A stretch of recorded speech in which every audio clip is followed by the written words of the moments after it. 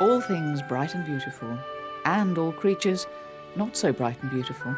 The good writer Carla Lane loves them all, even more than bread, butterflies, and the liver birds. Carla, it's lovely to catch up with you on news. It's been some time, hasn't it? Was it about a year since I saw you? We looked it up. We were talking about it in the car. 5 years. Oh no. I know, and a lot's happened. I don't believe it. Yeah. 5 years. I know, God. but the major thing, of course, has been this move that you've made. Yes. And presumably, knowing your love of animals, it was motivated by the animals, was it? Yes. Everything's motivated by animals.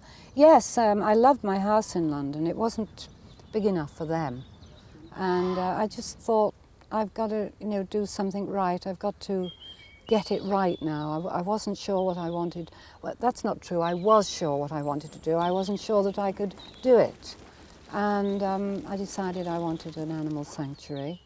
I put my house on the market. I didn't believe anybody would buy it. And I sat back and thought, well, and somebody bought it. Immediately? Immediately. So I had nowhere to go. And I had to go racing around looking at all sorts of places. And lo and behold, look what I found. Well, I mean, it is Isn't it absolutely amazing? idyllic. What have you got here? Do you turn anything away? No, we haven't ever turned an animal away.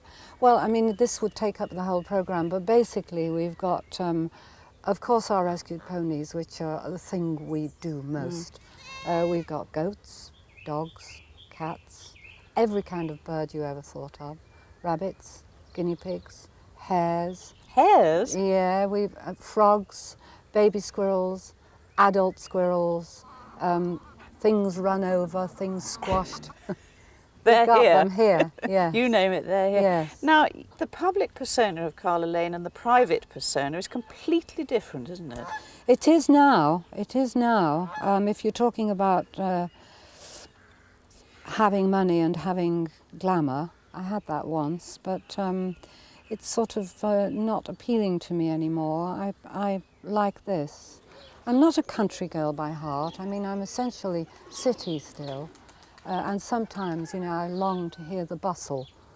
But it's all growing on me tremendously. But maybe I should explain more. I mean, people think all the series and the pleasure that you've given to people. The rich I mean, lady. you're so sophisticated, and now you're an Elizabethan man, blah, blah, blah. But, I mean, you're not like that really. Or what we see is right, but, I mean, you're not wealthy anymore, are you? No, I've stopped being wealthy. I wish I could get it over to the public that I'm not wealthy, because this is a charity, and the sad thing about it is that if I died tomorrow it would end, because nobody really sends us money. Not nobody. We have a few who sponsor our horses, bless them. But basically, they think, well, Carla Lane, what does she need money for? She could give us some, and it absolutely is not true. You still have to write for a living, or I mean, you probably want to continue writing. But when you think about Roald Dahl, he'd stomp down the end of his garden, wouldn't he, for his shed? And Sue Townsend was, Adrian Mole, she was in the papers not so long ago saying, I check into a hotel with my pad and paper. In other words, writers like essentially quiet and peace. I mean, Desmond's exactly the same. I don't like that. No.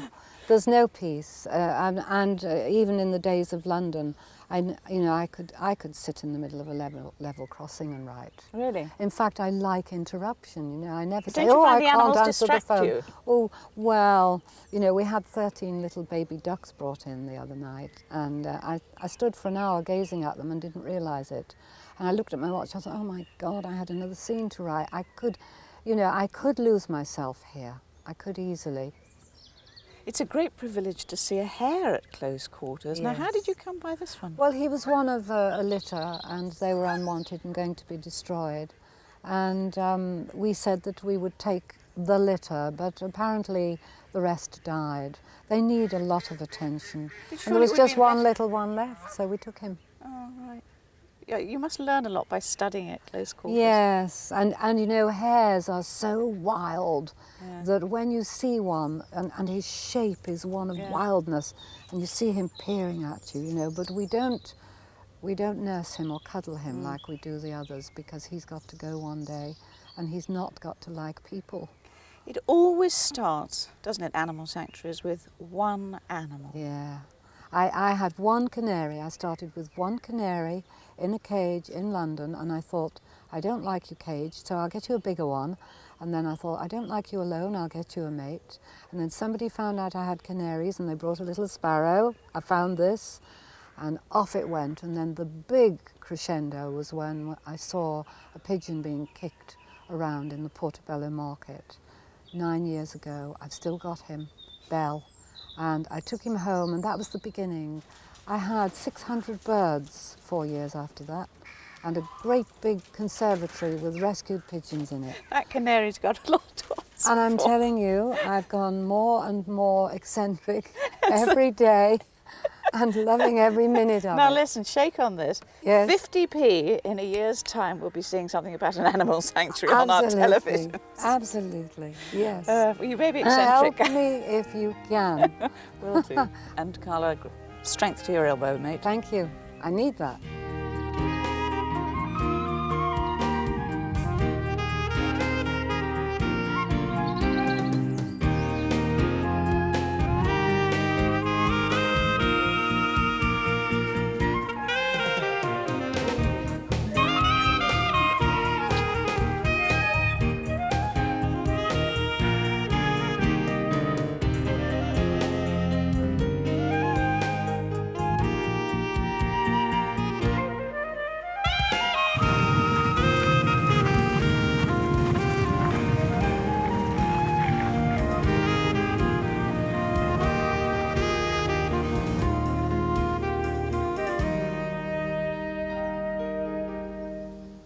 Then Allah took a handful of the south wind, and he breathed thereon, creating the horse, and saying, Thy name shall be Arabian, and virtue bound into the hair of thy forelock, and plunder on thy back. I have preferred thee above all beasts of burden, inasmuch as I have made thy master thy friend. I have given thee the power of flight without wings, be it onslaught or in retreat. I will set men on thy back, that shall honour and praise me, and sing Alleluia to my name. That was the mythological origin of the Arab horse. Now, if the thoroughbred is the great athlete of the equine world, the Arab horse could be called the great aristocrat of the equine world. It's a horse that is known for its stamina, for its soundness, and for its beauty. And here at the Biddeston Stud, we'll see all those three features. Finn Guinness, you here at Biddeston have a large collection. How many do you have altogether? We have about 10 foals a year, Yeah. and the ones that are growing on from that. If I asked you to describe the Arab horse as a breed to someone who knew nothing about horses, how would you describe it? I think they're particularly recognisable. Once you saw one, you'd have no difficulty in recognising a good one anyway. They have a particularly light action. This makes for a slightly different ride, a slightly better, lighter ride. That's what A flowing we- gallop, somebody called Absolutely, and a wonderful light, airy trot, it. Yeah. as well as a very active walk. But what about the shape of the head? This is the special thing about the Arab. Once you have seen an Arab head, you don't forget it because it's so small, isn't it? That's right, it's slightly smaller. There's the jibba, which is the slightly bulging forehead. That's the Arab term for it. And the mitbar is the Arab term for the delicately arched throat where it joins the head. This makes for a good head position for riding. The slight curve behind the head.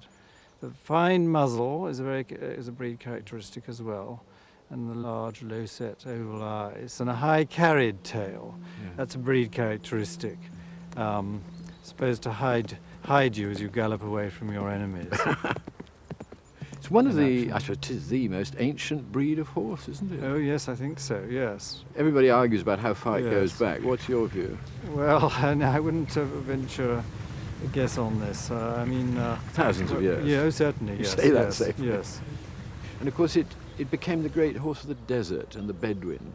That's probably where they get their stamina from. They're a very sturdy horse. Absolutely. The harshness of the environment is very extreme in the deserts, and many fell by the way, and that's by the wayside, and that's why the ones that have come through are so good and so tough. That's why we've got such a wonderful breed today, and where we have to keep working at it to make sure the standards are of the ancient breed are maintained. What sort of people use do them. get interested in Arabs?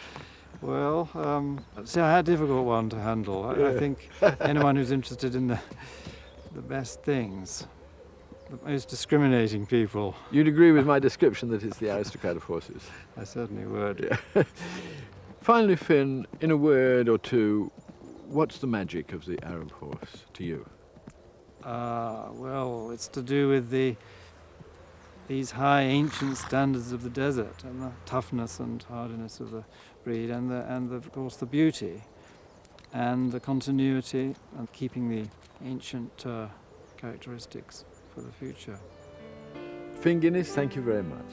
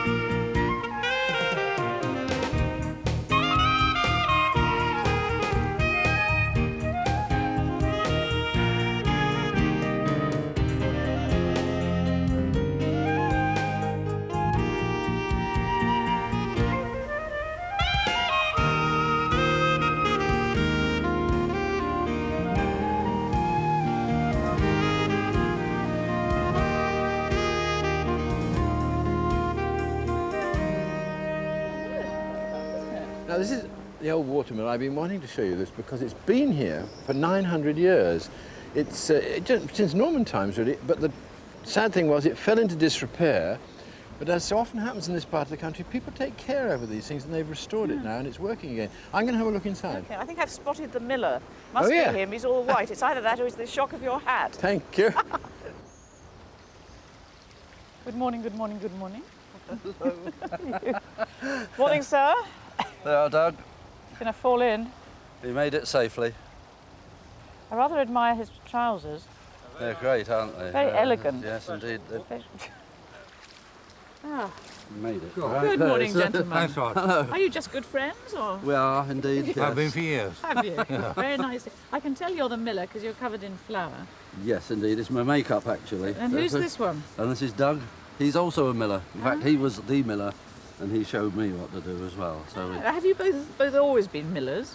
No. only for the last What, 10 years or so? 8, 7 years, 10, 11 yeah. years. Well, it's sort of a retirement job, is it? I used to be a headmaster locally, Yeah. and he's been all I was over the world. Colonial service and then Good heavens. ODA. So why do you like working at the mill then? Is it a hobby? We get away from our wives. All right, so you both had separate professions. How do you learn to mill? Is it very complicated, Doug? Not really. You put the wheat in, it's ground up, put your hand on it, it feels good, that's it. So what is feeling good flour? Rod, you're the Well, it clings together nicely as you squeeze it there, Yeah. but then will break as well. You look at how it's built up.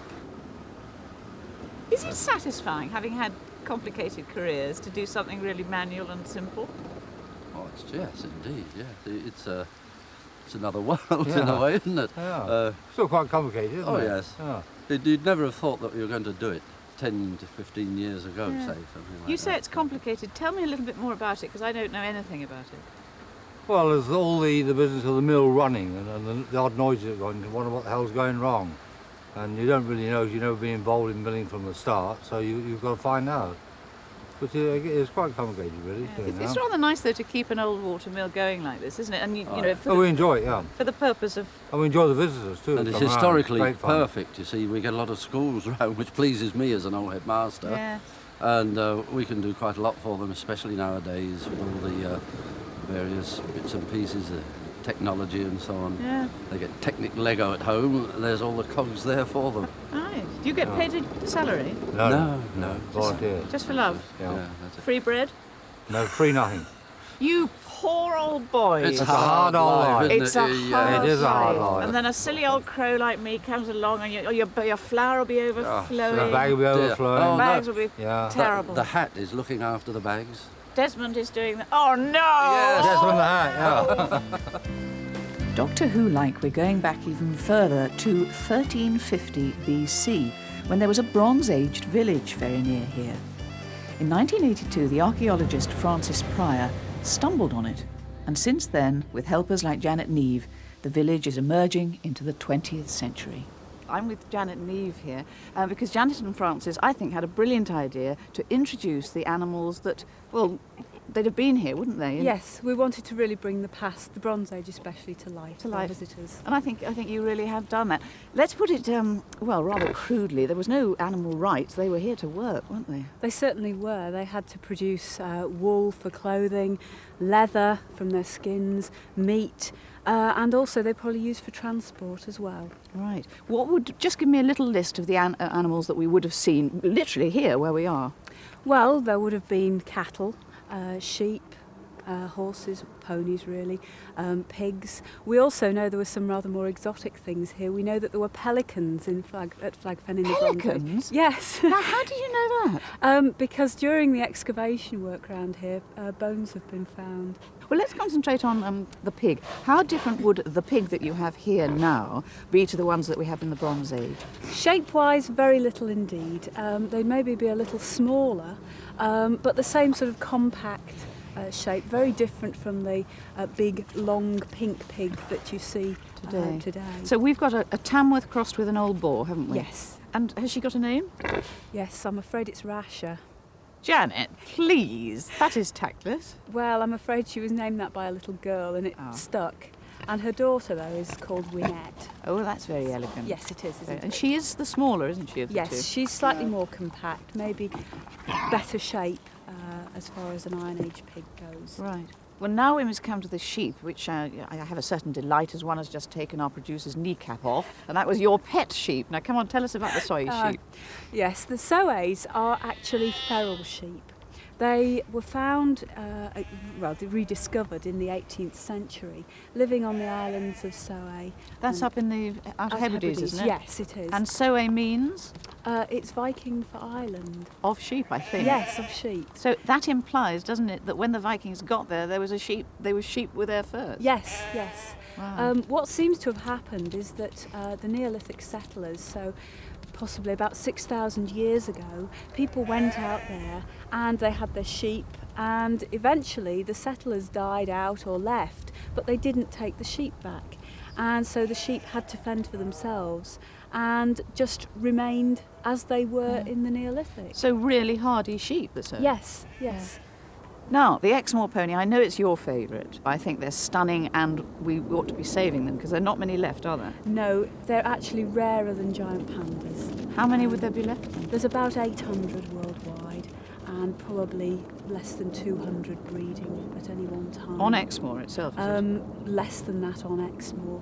Why has it got? Because this is the prehistoric horse. It is our pony, isn't it? Yes, it is. Why have we let it get down and dwindle? The problem is that people have tried to crossbreed them. They've thought that they've been improving the breed, when in fact they've been removing the characteristics which have made the pony survive. Yes. Right, because Desmond was just telling me they've just found a bone in Alaska that goes back millions and millions of years, and they've measured it, and it's exactly the same length, the leg bone, as the Exmoor pony, proving that the Exmoor is the oldest prehistoric horse. Yes, there's been a lot of work done, especially by a man in the 50s, Mr. Speed, who was a vet, and he did a lot of comparative studies with jaw bones and leg bones, and there were bones found in the Mendips which date back by about 60,000 years, which again are identical to Exmoor pony bones. The breed needs champions like you. Thank you very much, it's been fascinating. Thank you. Francis, Sarah's been looking at the farm settlement here and at the animals, where you recreate the Bronze Age animals. But that's not all that unusual. There are other settlements, but there is something here that's quite unique at Flagfen. That's right. The farm, if you like, was daily life, was ordinary life. But what we got out here, we're in the depths of the Fenny waters. And this is, if you like, the extraordinary life. This is the other life. I mean, today we'd call it religion, but I think in those days, religion was part of ordinary life. What we have is a massive, kilometre-long barrier composed of 5 rows of huge posts. In sort of modern terms, we're looking at something like the Forth Bridge in terms of effort. There are literally hundreds of thousands of posts, and they were placed across the waters of Flag Fen for, in theory, a military boundary. This is one of the smaller posts. Yeah. This tree, it's an ash tree, was probably growing when Tutankhamun was on the throne in Egypt. But that's the tip of the post. And you can still feel the exact spots where the axe struck it, just there and there. And I mean, the long pencil-like tip, and then that post was then driven into the waters. Now, we've had an engineer look at the tips of these posts. You can see the tip of this one. It's a bit sort of bashed, isn't it? Yes. Well, an engineer looking at that said it had been hit by something weighing about 1/4 of a ton. Yeah. Well, how did they do that? This is 3,000 years ago? 3,000 years ago, they were pile driving. Amazing. But in amongst the posts, we get offerings. You could call them sacrifices. We get broken swords, daggers, spears. They've all been smashed. You know, the shaft has been broken out of a spear, that sort of thing. And the bones we find are not the normal things you get on an archaeological site. Normally you find bits of mutton, you know, beef bones, that sort of thing. But no, we don't find that sort of thing here. What we find are things like this. Happen to have in my pocket. Yeah, you just happen to have one. What age is that? That's about 1200 BC. And that is part of the lower jaw of a dog. Is that dog? Yeah. What sort of dog was it, can you tell? I think it's a he. He's about the size of a collie, a border collie, sort of modern sheepdog. An extraordinary sight and unique in the world? Unique, yes. There are other sites similar, but nothing like as well preserved or as big, or indeed as early. Yes. It must be tantalising for you. You must, of all things, you must want a time machine. To go back and feel what it was like to be here in those days, 3,000 years ago. Absolutely. I sometimes think I'd give 10 years of my life for 10 minutes in the Bronze Age. Oh, well, that's very romantic, but you know, we've got to say that you're the nearest thing we've got to a time machine. And it's not always easy or simple work, and it's heavy work, and it's dirty work, and it's cold work. And what you're doing at Flag Fen, which makes it so special, like so many archaeologists on their sites, is you are the nearest thing we've got to a time machine, and for that, Francis, thank you very much. Oh,